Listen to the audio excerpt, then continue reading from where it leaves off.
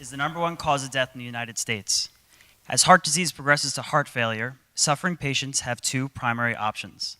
They either receive a heart transplant or the implantation of a left ventricular assist device, also known as an LVAD.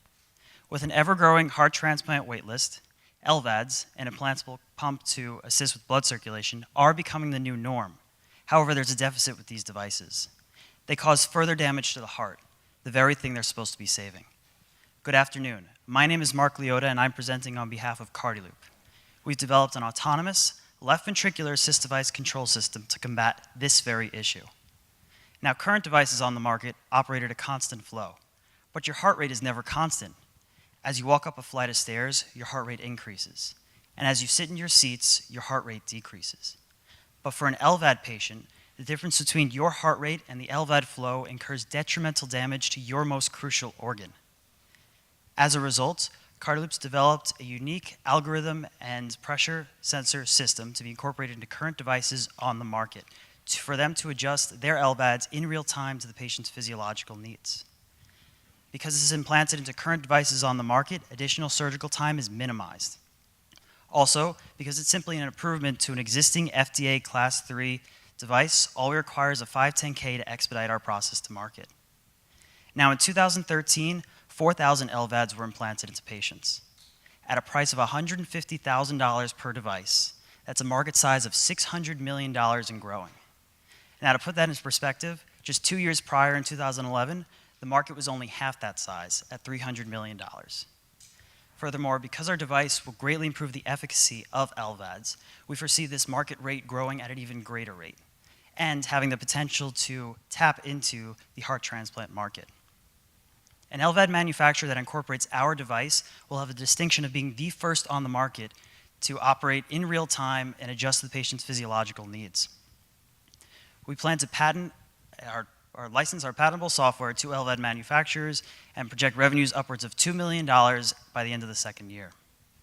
Overall, the CardioLoop control system offers patients a better quality of life and a greater lifespan.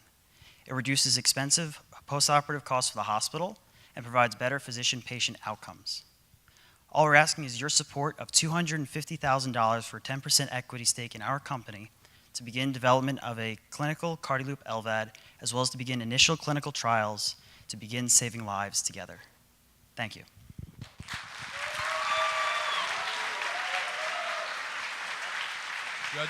We good? Judges? Thank you. Can you tell us a little bit about the competitors that you face in the market? Sure. So currently, there are no competitors in the market designing a control system for these LVAD devices. All that exists are the current LVAD manufacturers. What's the additional cost associated with your equipment?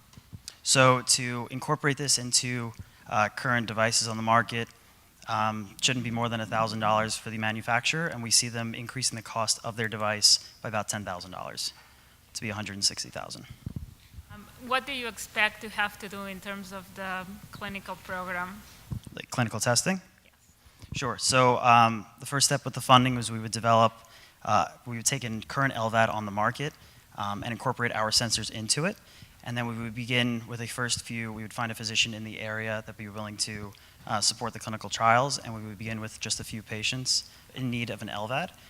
We would begin at that step and then proceed. Assuming we had good data, the algorithm didn't require any fine touches, we would proceed with additional clinical trials to begin FDA testing or FDA approval. You said that it wasn't done before. Is there a reason for it? Sure. So currently there are about 3 to 5 main LVAD manufacturers on the market, and because there are so few, they don't feel the need to compete with one another in that regard. However, they are working on redesigning the impeller, which causes red blood cell damage. However, the damage due to suction events and pulmonary congestion, stuff that our system prevents, is actually greater than the damage for these red blood cells. So, in addition, as more LVAD devices are coming out of FDA trials, which they will be on the market in 1 to 2 more years, they will need our product to differentiate themselves from the competition. That's all the time we have. So the judges will now vote on each of those activities. How about a big round of applause?